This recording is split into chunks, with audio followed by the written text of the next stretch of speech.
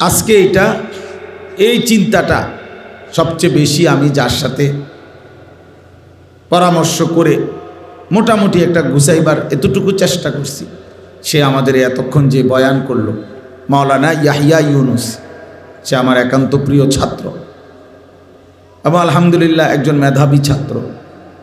ধারাবাহিকভাবে কওমি মাদ্রাসায় দাওরায়ে হাদিস পাশ করছে, সরকারি আলিয়া মাদ্রাসা থেকে কামিল পাশ করেছে এবং কুষ্টিয়া ইসলামী ইউনিভার্সিটি থেকে অনার্স মাস্টার্স করা।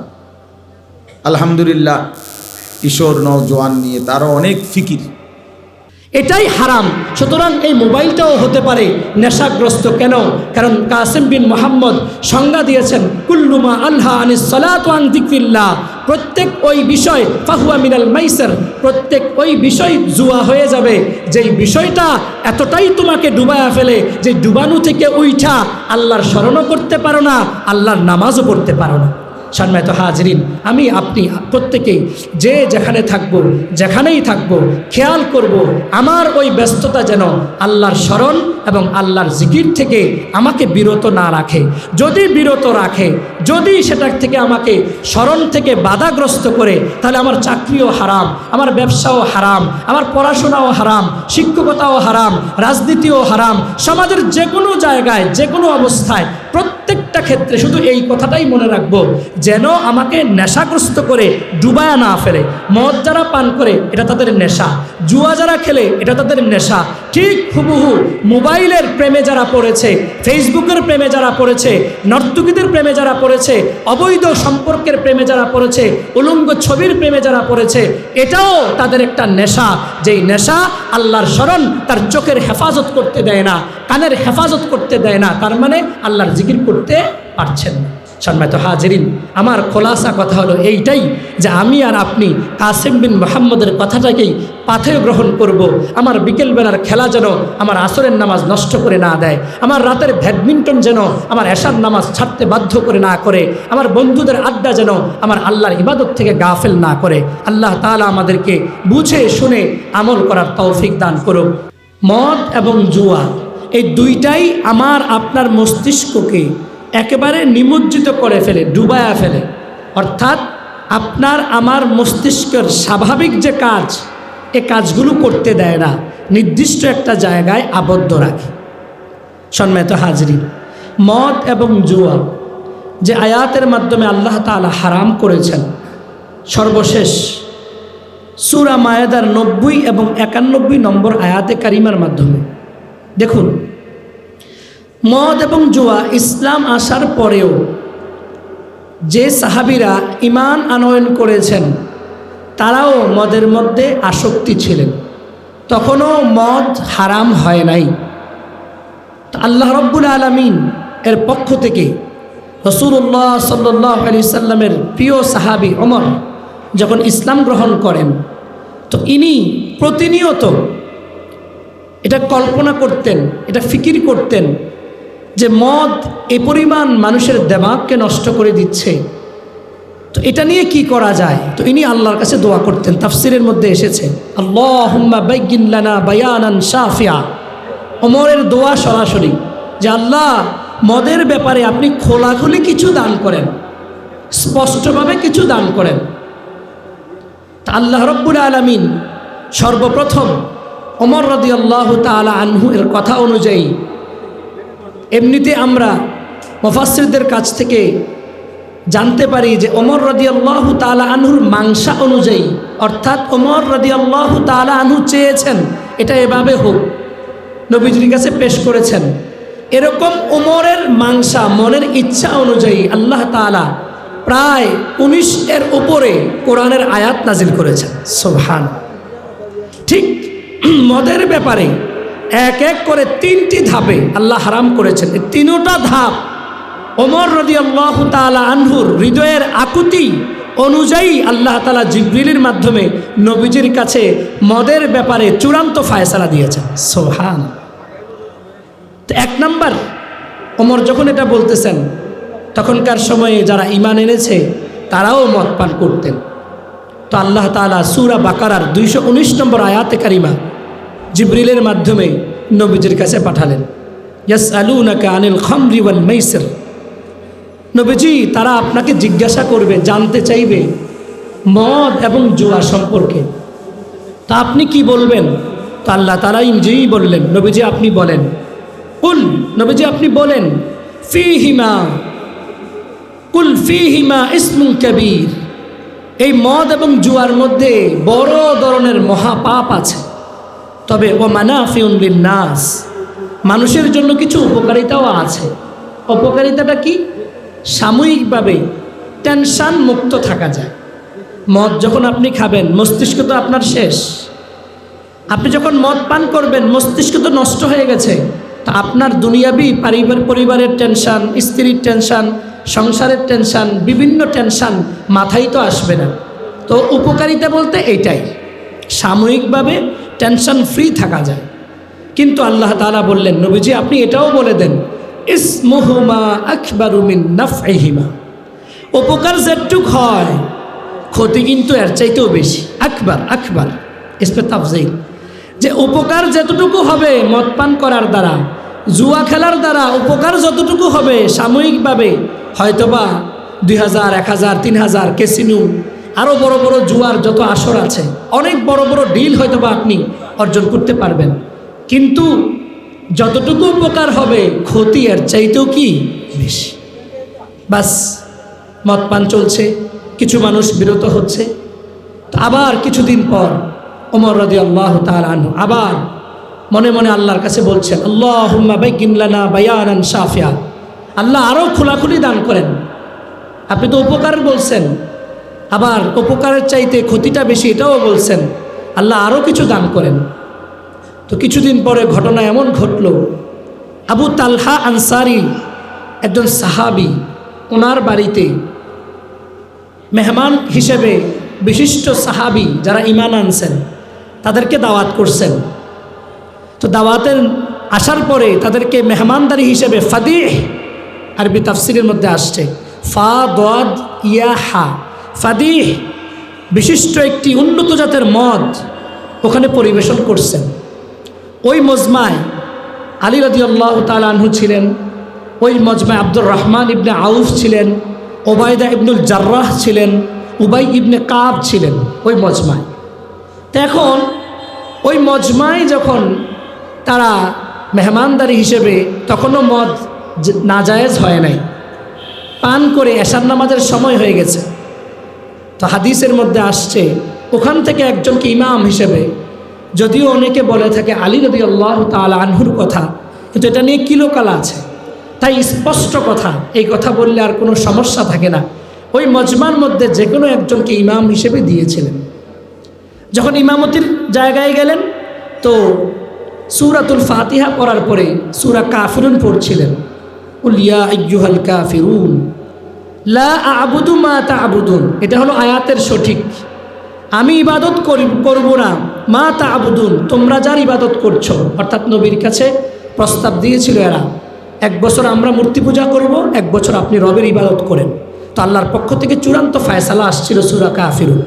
তো আল্লাহর নবী সাল্লাল্লাহু আলাইহি ওয়াসাল্লাম সাহাবাদেরকে শিখালেন সূরা কাফিরুন। এখন নামাজে মদ্যপ অবস্থায়, নামাজে যখন ইমামতির জায়গায় দাঁড়ালেন, তো লা আ'বুদু, লাম তার পড়লেন না, লাম আলিফ জবর লা, এটা না পড়ে আ'বুদু মা তা'বুদুন পড়ছেন। কেন?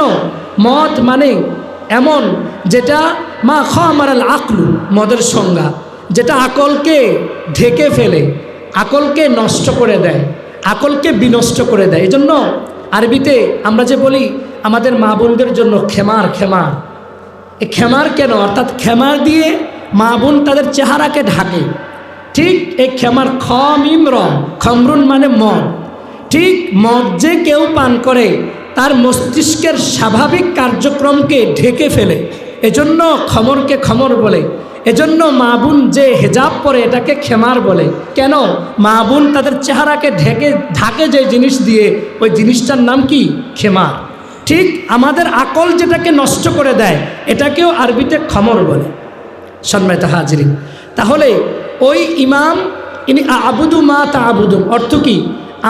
আমি ইবাদত করব, মা তা'বুদুন, তোমরা যার ইবাদত করছো, তো এটা শিরিক হয়ে যায়। কি হয়ে যায়? কারণ কাফেররা যে মূর্তি পূজা করে, নবী বলছেন, আল্লাহর কোরআন বলছে লা আবুদু, আমি সেটা করব না।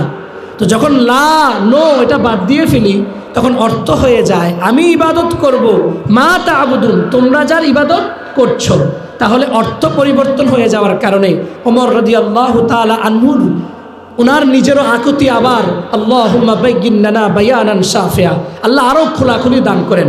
তখন আল্লাহ তাআলা সূরা নিসা 43 নম্বর আয়াত জিবরিলের মাধ্যমে নবীর কাছে পাঠালেন, ইয়া আইয়ুহাল্লাযীনা আমানু লা তাকরাবুস সালাতা ওয়া আনতুম সুকারা, ইমানদাররা মদ খাও, পান করো, অসুবিধা নাই, তবে মদ অবস্থায়, মদ পান করা অবস্থায় কখনো নামাজের ধারে কাছে যায়ও না। এভাবে চলতেছে। তো এবার ওমর রাদিয়াল্লাহু তাআলা আনহু আবার বলতেছেন, না, আল্লাহুম্মা বাইয়িন লানা বায়ানান শাফিয়া, আল্লাহ আরও খোলাখুলি দান করেন, আরও খোলাখুলি দান করেন। তো আল্লাহ রাব্বুল আলামিন এবার জিবরিলের মাধ্যমে সরাসরি সূরা মায়েদার 90 এবং 91 এই দুইটা আয়াত একত্রিত করে আল্লাহ তাআলা নবী সাল্লাল্লাহু আলাইহি সাল্লামের কাছে প্রেরণ করলেন, যাও জিবরিল, নবীর কাছে নিয়ে যাও, ইয়া আইয়ুহাল্লাযীনা আমানু ইন্নামাল খামরু ওয়াল মাইসির ওয়াল আনসাব ওয়াল আজলাম রিজসুম মিন আমালিশ শাইতান ফাজতানিবুহু লাআল্লাকুম তুফলিহুন। আল্লাহ তাআলা এবার চূড়ান্তভাবে জানায়া দিলেন যে নিশ্চয়ই মদ, জুয়া, ভাগ্য গণনা, তীর নিক্ষেপ করে এ জাতীয় লটারি জাতীয় যা কিছু আছে এখন এই মুহূর্তে নিশ্চয়ই, ইন্নামা এটা হরফে হসর, নিশ্চয়ই এখন থেকে আর কোনো সুযোগ নাই, আর কোনো কিছু নাই, এখন থেকেই মদ, জুয়া, লটারি, ভাগ্য গণনার মাধ্যম চূড়ান্তভাবে হারাম। কেন? 1 নাম্বার, এগুলো হারাম হওয়ার মূল কারণ কি? আমি আল্লাহ তাআলা যেন বলছেন, প্রথম ধাপে বললাম খাও, উপকার কিছু আছে। দ্বিতীয় ধাপে বললাম খাও, কিন্তু নামাজ অবস্থায় খাইও না, মানে খাইয়া নামাজে যাইও না। তারপরে তৃতীয় ধাপ, আমি এবার চূড়ান্তভাবে এগুলো নিষেধ করলাম। কেন নিষেধ করলাম? তো মুফাসসিরে কেরামগণ বলেছেন 7টা কারণে মদ এবং জুয়া নিষিদ্ধ। যেহেতু দুইটা জিনিস উল্লেখিত লাইন আপ করে আমাকে দেওয়া হয়েছে, এজন্য বাকি দুইটার কথা আমরা বারবার রিপিট করব না, শুধু মদ আর জুয়া এই দুইটাই আপনাকে বলছি যে আল্লাহ তাআলা যেন বললেন 7 কারণে এগুলো আমি নিষেধ করলাম। 1 নাম্বার রিজসুন, মদ এবং জুয়া এটা নাপাকি। 1 নাম্বার কি বলেন? নাপাকি। কি? নাপাকি। 2 নাম্বার মিন আমালিশ শাইতান, এটা শয়তানের কাজ। মদ পান করা, জুয়া খেলা, এটা কিসের কাজ? শয়তানের কাজ। 3 নাম্বার ফাজতানিবুহু, এটা আমরের সিগা। আল আমরুলিল উজুব উসুলের শাসের কায়দায় আছে, আমরা যদিও ওই লাইনে সবাই নাই। বাকি যখনই কোনো ডিরেকশনের শব্দ ওয়ার্ড ব্যবহার করে আল্লাহ তাআলা উসুলের ভাষায় আল আমরুলিল উজুব, এই আমরের কোনো ডিরেকশন এটা আবশ্যকতার জন্য আসে। তো 3 নাম্বার যে ফাজতানিবুহু, আল্লাহ বললেন সবাই মিলে এটাকে ত্যাগ করো। তাহলে 1 নাম্বার এটা নাপাক, 2 নাম্বার এটা শয়তানের কাজ, 3 নাম্বার আল্লাহ বলছেন সবাই মিলে মদ এবং জুয়াকে ত্যাগ করো। 4 নাম্বার লাআল্লাকুম তুফলিহুন, যদি নাপাক শয়তানের কাজ মনে করে পরিত্যাগ করতে পারো মদ এবং জুয়াকে, তো আল্লাহ তাআলা যেন বললেন লাআল্লাকুম তুফলিহুন, সম্ভবত তোমরা সফল কাম হতে পারবে। সুবহানাল্লাহ। 5 নাম্বার মদ এবং জুয়া কেন হারাম করলাম? ইন্নামা ইউরিদুশ শাইতানু আইয়ুকিআ বাইনাকুমুল আদাওয়াতা ওয়াল বাগদা, কই মদ এবং জুয়া এটা তোমাদের মাঝে হারাম আমি এজন্য করেছি যেন তোমাদের অন্তরের ভিতরে শত্রুতা তৈরি করে মদ এবং জুয়া খেলা।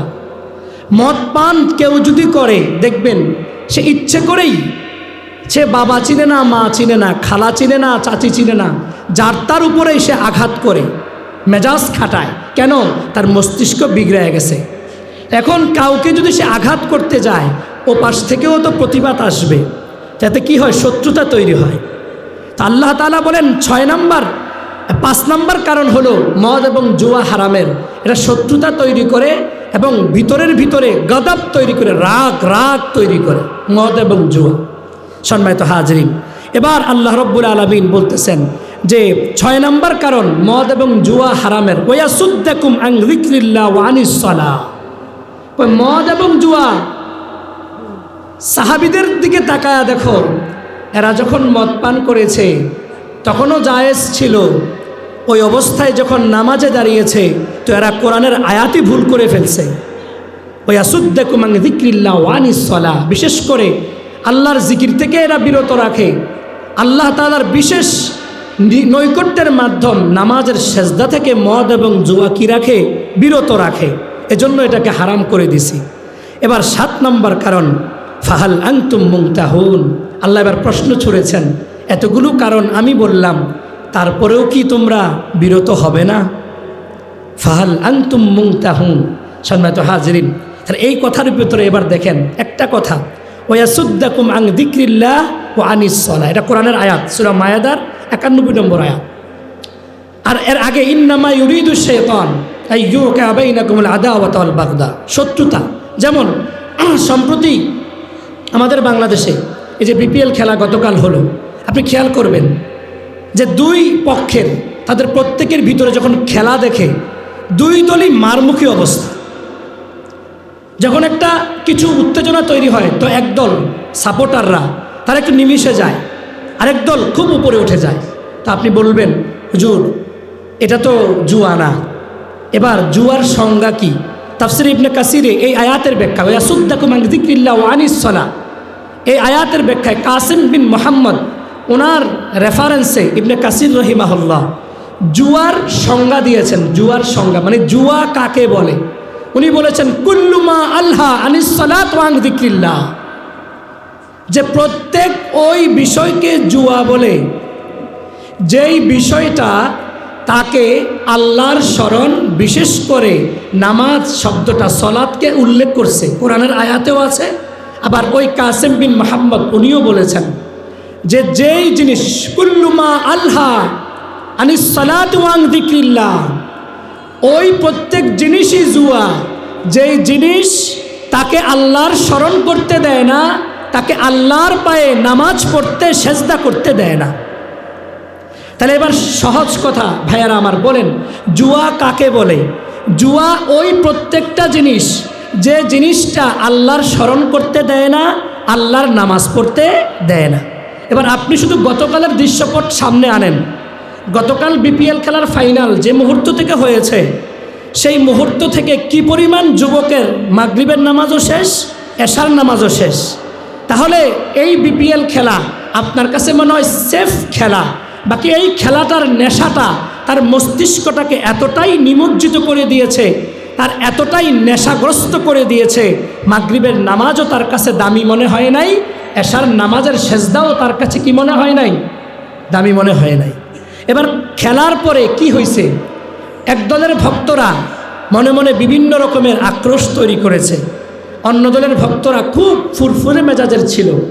এখন এই খেলার মধ্যে কি পরিমাণ আল্লাহর তাদের দুনিয়াবি আয়োজকদের পক্ষ থেকে বিশাল বাজেটের প্রাইজ মানির ব্যবস্থা ছিল। তাহলে আপনি আর আমি মনে করছি মাইসেরের একটা শব্দের অর্থ অনেকগুলো আছে, তার মধ্যে একটা হলো সহজ হওয়া। মাইসের মানে জাদু, আর জুয়া এটার একটা অর্থ হলো সহজ হওয়া, অর্থাৎ জুয়ার মাধ্যমে সহজেই অন্যের টাকা নিজের করা যায়। জুয়ার মাধ্যমে যেমন লুডো খেলতেছেন আপনারা মোবাইলে, টাকা দিয়ে খেলতেছেন, অহরহ এরকম যুবক ছেলেরা অহরহ মোবাইলে লুডো খেলে, তাস খেলে মোবাইলে, ক্যারাম বোর্ড খেলে, ব্যাডমিন্টন খেলে, ক্রিকেট খেলা খেলে, ফুটবল খেলা খেলে, প্রতিনিয়ত বাজি ধরে বাজি। তাহলে আপনি আর আমি প্রতিনিয়ত যেই খেলার মধ্যে টাকা দিয়ে বাজি ধরে, রাসূলুল্লাহ সাল্লাল্লাহু আলাইহি সাল্লামের জমানায় জুয়ার সিস্টেম ছিল এরকম, ঘোড়া দৌড় দিত, যে ফার্স্ট হইতো সে অনেক কিছু নিয়ে যেত, যে এগুলো আছে, এগুলো আমার কাছে আছে, এগুলো আমার কাছে আছে। এখন আপনি যদি ফার্স্ট হতে পারেন আপনি এগুলো নিয়ে যাবেন। আমাদের বর্তমান খেলার সিস্টেম এরকম কিনা যে যিনি ফার্স্ট হয়, বিজয়ী হয়, তাকে পরাজিত দল থেকে অনেক বেশি দেয়, দেয় কি না? তাহলে আপনি আর আমি প্রত্যেকটা মুহূর্তে যদি খেয়াল করি, আল্লাহ রসুল সাল্লাল্লাহু আলাইহি সাল্লামের যে হাদিস মদের ব্যাপারে বলেছেন, এই হাদিসটি এট এ টাইম 31 জন সাহাবী বর্ণনা করেছেন। কি? কুল্লু মুস্কিরিন খামরুন, প্রত্যেক নেশা জাতীয় দ্রব্য মদ, ও কুল্লু মুস্কিরিন হারাম, আর প্রত্যেক নেশায় আসক্ত করে ফেলে, এরকম যা কিছু আছে সবই হারাম। এখন ভাই, আপনি ক্রিকেট খেলবেন, বিকেলবেলায় খেলার মাঠে গিয়েছেন, যদি স্রেফ ব্যায়ামের জন্য হয়, টাকটুর উপরে যদি আপনার প্যান্ট থাকে বা হাঁটুর নিচে যদি আপনার 3/4 থাকে, বাস অসুবিধা নাই। খেলার মধ্যে যদি কোনো গান বাজনা, নারী পুরুষের অবাধ বিচরণ না থাকে, শরীয়ত বিরোধী কোনো কাজ না থাকে, স্রেফ শারীরিক কসরতের জন্য আপনি করলেন, তো ফুকাহায়ে কেরাম আপনাকে অনুমতি দিয়েছে। এখন ক্রিকেট খেলা খেলতে গিয়ে আসরের নামাজ আপনি খেলতেছেন, ওখানে নামাজ হয়ে যাচ্ছে, তাহলে কাসিম বিন মোহাম্মদ ওনার মতো যে কুল্লুমা আল্লাহ আনিস সালাতু আন যিকরিল্লাহ, প্রত্যেক ওই জিনিস জুয়া হয়ে যায় যেই জিনিসটা তোমাকে আল্লাহর পায়ে সেজদা করতে দেয় না, আল্লাহর জিকির করতে দেয় না। এবার আপনারা বলেন, নিছক আমরা যখন খেলার মাঠে খেলতে যাই, ফুটবল কিংবা ক্রিকেট, ওই খেলা যদি আমাকে আসরের নামাজ পড়তে না দেয়, মাগরিবের নামাজ পড়তে না দেয়, তাহলে ওই খেলাটা কি হয়ে যাবে? সবাই বলেন না, কি হয়ে যাবে? জুয়া, জুয়া হয়ে যাবে। কি হয়ে যাবে? জুয়া হয়ে যাবে। তাহলে আপনি আমি চিন্তা করেন, আমরা তো মনে করছি যে শুধু মদের জন্য তো আলাদা আল্লাহ তাআলার প্রিয় হাবিব মুহাম্মদুর রাসূলুল্লাহ সাল্লাল্লাহু আলাইহি সাল্লাম বলেই দিয়েছেন যে মদ এটা তো এতটাই বিষাক্ত এবং অভিশপ্ত। স্বয়ং আল্লাহ রসুল বলেন, লাআনা রাসূলুল্লাহ সাল্লাল্লাহু আলাইহি সাল্লাম ফিল খামরি 10। রাসূলুল্লাহ সাল্লাল্লাহু আলাইহি সাল্লাম মদ এবং মদের সাথে সম্পৃক্ত যারা আছে এরকম 10 জনকে লানত করেছেন। কয়জনকে? 10 জনকে। কিভাবে? লানাল খামরা, মদ এটা অভিশপ্ত। ও সারে বাহা, যে পান করে তাকে অভিশাপ দিয়েছেন। ও সাকিয়াহা, যে পান করায়। এখানে একটা আমাদের জন্য থিংস আছে, আমরা অনেকে ইউরোপ কান্ট্রিতে যাই, অনেকে আমরা বিদেশে সফর করি, আমাদের হাই অ্যাম্বিশন থাকে যে আমরা ইউরোপের কান্ট্রিতে যাব। ওখানে আপনার একটা রেস্টুরেন্টে আপনার চাকরি হলো, এখন আপনার কাজ কি? আপনার কাজ হলো যে কাস্টমাররা আসে, আপনি মদ তাদের বোতলের গ্লাসের মধ্যে ঢেলে দেন। আপনার ডিউটি এটা। মদের বারে আপনার চাকরি হলো, আপনি মদ পান করেন না, বাকি আপনার ডিউটি হলো মদের বোতলটা ট্রেতে করে নিয়ে যান, টেবিলে পরিবেশন করেন। ঠিক কিনা বলেন? এরকম অনেক আমাদের পরিচিত লেভেলের মধ্যে অনেক ভাইয়েরা আছে যে যারা ইউরোপীয় কান্ট্রিতে অনেক টাকা ইনকাম করে, Italy, France, Japan, Germany, Australia, America, UK, এরকম দেশের মধ্যে থাকে এরা। কিন্তু এদের কাজ কি? এদের কাজ হলো 5 স্টার মানের হোটেলে ট্রেতে করে মদের বোতলটা টেবিলে পরিবেশন করে। আবার কেউ কেউ আছে মদটাকে ওই বোতলটা থেকে ভেঙে ঢেলে দেয়। আছে কিনা এরকম? তো আল্লাহ রসুল সাল্লাল্লাহু আলাইহি সাল্লাম বললেন যে মদের উপরে অভিশাপ, যে পান করে তাকে অভিশাপ, যে পান করায় তাকে অভিশাপ। আসে রাহা, যে মদ মিক্স করে অর্থাৎ তৈরি করে তাকে অভিশাপ। ও মুতাসি রাহা, যারা তৈরির কারখানায় কাজ করে তাদের অভিশাপ। ও হামেলাহা, যে মদ ঢাকা থেকে কুমিল্লায় 31st নাইটে অ্যাভেলেবেল এরকম সাপ্লাই হয়, বা আপনার ফ্রেন্ড সার্কেলের ভিতরে এমন আছে ঢাকাতে একসাথে বসে হুইস্কি খাবেন, মদ খাবেন। আমাদের বাংলাদেশের মধ্যেও 8 ধরনের মদ তৈরি হয়। 1938 সালে কেরু অ্যান্ড কোম্পানি, চুয়াডাঙ্গার দর্শনায় মদের কোম্পানি আছে যেখানে মদ তৈরি হয়। ওখানে অনেকগুলো মদের brand, euro level, malted whisky, gold ribbon gin, fine brandy, cherry brandy, imperial whisky, orange curacao, Zarina vodka, Rosa rum এবং ওল্ড রাম। 13টি ওয়্যার হাউস রাষ্ট্রীয়ভাবে স্বীকৃত লাইসেন্স প্রাপ্ত, তাদের কাছে সাপ্লাই দেয়। ওয়্যার হাউস মানে কারখানা, কাপড় চোপড়ের কারখানা। এবং আরও 3টি বিক্রয় কেন্দ্র আছে। মোট 16টি বিক্রি হয় সরকারিভাবে লাইসেন্স করা। এছাড়াও আমাদের যুব সমাজ যেন নষ্ট হয়, যুবতীরা যেন নষ্ট হয়, এজন্য রাষ্ট্রীয় ব্যবস্থাপনায় আমাদের খারাপ হওয়ার সমূহ সম্ভাবনা রেখে কক্সবাজার এবং কুয়াকাটা সমুদ্র সৈকতে আলাদা মদের লাইসেন্স করা বিক্রির ব্যবস্থাপনা এই চুয়াডাঙ্গার দর্শনায় কেরু অ্যান্ড কোম্পানির ব্যবস্থাপনায় তারা মদ সাপ্লাই দেয়। এবার আপনি চিন্তা করেন, এতগুলো মদ বিক্রয় কেন্দ্রের ব্যবস্থা যদি 1,47,000 বর্গমাইলের এই ছোট্ট দেশের মধ্যে থাকে, তা আমাদের যুব সমাজ নষ্টের জন্য কি পরিমাণ চারপাশ থেকে শয়তানি চক্রান্ত আমাদেরকে হাতছানি দিয়ে রাখছে। যার জন্য 31st নাইটকে কেন্দ্র করে, পহেলা বৈশাখকে কেন্দ্র করে, বিভিন্ন আপনার জন্মদিবস উদযাপন উপলক্ষে, অ্যানিভার্সারিকে উদযাপন উপলক্ষে ফ্রেন্ড সার্কেলদের বারবিকিউ অনুষ্ঠানের মাধ্যমে অ্যাভেল আমাদের মদ পরিবেশনের মাধ্যমে আমরা আমাদের নিজেদেরকে ওই জায়গায় নিমজ্জিত করে ফেলছি, নেশাগ্রস্ত হয়ে যাচ্ছি, নিজের মন আর মস্তিষ্ককে দেমাগ নষ্ট করে ফেলছি। সম্মানিত হাজরিন, তার আল্লাহ রসুল সাল্লাল্লাহু আলাইহি সাল্লাম বলেন, যিনি বহন করে এক জায়গা থেকে আরেক জায়গায় নিয়ে যায়, সিএনজি ড্রাইভার, উনি জানে না ওনার এখানে মদ আছে, কিন্তু পরে জানছে হ্যাঁ মদ নিতে হবে, বাস উনি খায়ও নাই কিনেও নাই, শুধু বহন করার কারণে আল্লাহ নবী বলেন তোমার ওপরও অভিশাপ। নাউজুবিল্লাহ। ওয়াল মাহমুলাতা ইলাইহি, কই যিনি মদটাকে কুমিল্লা থেকে নিয়ে তার বন্ধুকে পৌঁছাই দিয়েছেন, অর্থাৎ যার কাছে পৌঁছায় তাকেও আল্লাহ রসুল অভিশাপ দিয়েছেন। ও বা এ আহা, যে মদ বিক্রি করে তাকেও অভিশাপ। ও মুশতারিয়াহা, যে মদ ক্রয় করে তাকেও অভিশাপ। ও আকলা সামনিহা, ও যে মদ বিক্রি করে টাকা খায় তাকেও অভিশাপ। এরকম 10 জনকে আল্লাহ রসুল কি দিয়েছেন? অভিশাপ দিয়েছেন। সম্মানিত হাজরিন, তাহলে এবার আপনি আমি একটু যদি বুঝি, চিন্তা করি, মদ এবং জুয়া 7 কারণে আল্লাহ নিজে বললেন আমি এটাকে হারাম করে দিলাম। আবার কাসিম বিন মোহাম্মদের জুয়ার যে সংজ্ঞা কি সুন্দর স্পষ্ট করেছেন। এই বড় মোবাইল, এটাও জুয়া হয়ে যেতে পারে। আপনি আপনার সোফায় বসে প্রতিনিয়ত গেম খেলছেন, অথবা আপনার ফ্রেন্ডদের সাথে চ্যাট করছেন, অথবা আপনি জরুরি কোনো কাজ করছেন, এতটাই মত্ত হয়ে গেছেন, কুল্লুমা আল্লাহ আনিস সালাত ওয়া যিকরিল্লাহ, তো সোফায় বসে অফিসে বসে কাজই করছেন, জোহরের নামাজ চলে গেছে খবর নাই, আসরের নামাজ চলে গেছে খবর নাই। ওই চাকরি, যেই চাকরি আপনাকে আসর পড়তে দেয় না, জোহর পড়তে দেয় না, ওই খেলাধুলা, যেই খেলাধুলা আপনাকে হারাম কাজে নিমজ্জিত করে আল্লাহর হুকুম মানতে দেয় না, জিকির করতে দেয় না, ওই ফ্রেন্ড সার্কেলের আনন্দ আড্ডা, যেই আড্ডা আপনাকে আল্লাহর মসজিদ পর্যন্ত নিয়ে যায় না, কাসিম বিন মোহাম্মদ ওই ওনার কথা অনুযায়ী ওই জিনিসটা আপনাকে আল্লাহর স্মরণ এবং জিকির থেকে বিরত রাখছে বিদায় ওইটা জুয়া হয়ে গেছে। কি হয়ে গেছে?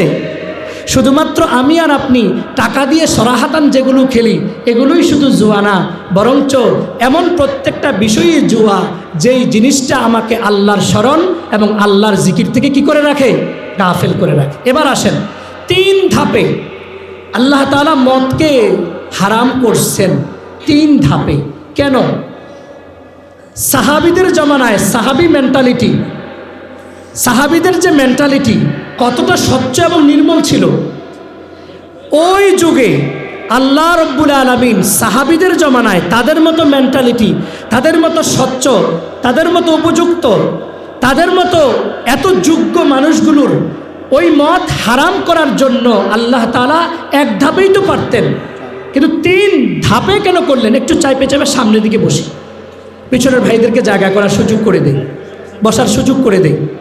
সম্মানিত হাজিরিন, আমি আপনাকে এই কথাটাই বোঝাতে চাচ্ছি, এটা যে সাহাবীদের জমানায় সাহাবীদের হৃদয়টা কতটা স্বচ্ছ ছিল, কতটা নির্মল ছিল। ওমর রাদিয়াল্লাহু তাআলা আনহু গেলেন কল্যাণতে, কোরআনের আয়াত শুনে, ইল্লা তাযকিরাতাল লিমান ইয়াখশা, এই আয়াতের বাণীগুলো শুনে ওমর কল্যাণতে গিয়ে মাথা মস্তিষ্ক ডুবে গেছিল নবীর কল্যাণবে, কিন্তু যেইমাত্র শুনেছেন ইল্লা তাযকিরাতাল লিমান ইয়াখশা মা আনজালনা আলাইকাল কুরআনা লিতাশকা, এগুলো শুনে ওমরের দিল আর দিমাগ ফিরে এসেছে, তিনি ইসলাম ধর্ম গ্রহণ করে ফেলেছেন। ওই যুগের সাহাবীদেরকে মদ হারাম করার জন্য 3 ধাপ আল্লাহ তাআলা অবলম্বন করে এটাই বুঝাতে চাইলেন যে মদের আসক্তি এতটাই ভয়ঙ্কর, এতটাই ভয়ানক, আর জুয়ার আসক্তি এতটাই ভয়ঙ্কর, এতটাই ভয়ানক, এটার মধ্যে যে নিমজ্জিত হয়ে যায় সে আর দুনিয়াদারির কোনো খেয়াল থাকে না, সে আর দুনিয়ার মধ্যে মা কোনটা, চাচি কোনটা, বাবা কোনটা, আর সন্তান কোনটা, মেয়ে কোনটা, এটার মধ্যে তারতম্য করতে পারে না।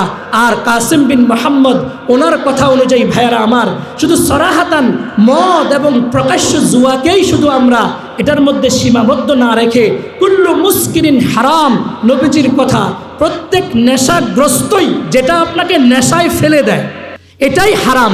সুতরাং এই মোবাইলটাও হতে পারে নেশাগ্রস্ত। কেন? কারণ কাসিম বিন মোহাম্মদ সংজ্ঞা দিয়েছেন, কুল্লুমা আল্লাহ আনিস সালাত ওয়া যিকরিল্লাহ, প্রত্যেক ওই বিষয় ফাহুয়া মিনাল মাইসির, প্রত্যেক ওই বিষয় জুয়া হয়ে যাবে যেই বিষয়টা এতটাই তোমাকে ডুবায়া ফেলে যে ডুবানো থেকে উঠা আল্লাহর স্মরণও করতে পারো না, আল্লাহর নামাজও পড়তে পারো না। সম্মানিত হাজরিন, আমি আপনি প্রত্যেকেই যে যেখানে থাকব, যেখানেই থাকব, খেয়াল করব আমার ওই ব্যস্ততা যেন আল্লাহর স্মরণ এবং আল্লাহর জিকির থেকে আমাকে বিরত না রাখে।